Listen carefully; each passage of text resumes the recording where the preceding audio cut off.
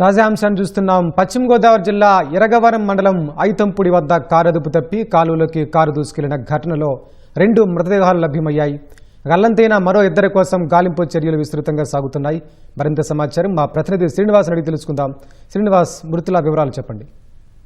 Thank you Venkatesh. ఈ రోజు తెల్లవారుజామున పశ్చిమ గోదావరి జిల్లా ఇరగవరం మండలం ఐతంపూడి వద్ద నరసాపురం కాలువలో కారు గల్లంతైంది. ఈ ఘటనలో ఆ 4 గల్లంతవుగా ఒక వ్యక్తి మాత్రం సురక్షితంగా స్థానికుల సహాయంతో బయటపడ్డారు. ఈ రోజు పోలీసులు అలాగే అగ్నిమాపక శాఖ అధికారులు గల్లంతైన వారి కోసం గాలిస్తుండగా మలిక్కిపురం మండలం మోరి గ్రామానికి చెందిన పోతి లక్ష్మీబాను మృతదేహాన్ని పోలీసులు గుర్తించడం జరిగింది. అలాగే మరొక మృతదేహాన్ని కూడా గుర్తించడం జరిగింది. మాకేరు వద్ద నెగ్గిపూడి చించినాడ కాలువలో మరో మృతదేహాన్ని గుర్తించడం జరిగింది. మొత్తంగా 4 గల్లంతవుగా ప్రస్తుతానికి ఇప్పటి వరకు కూడా 2 మృతదేహాలను పోలీసులు గుర్తించడం జరిగింది.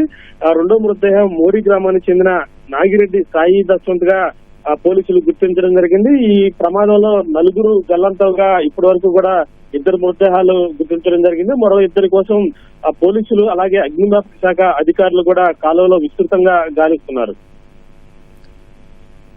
ధన్యవాదాలు శ్రీనివాస్.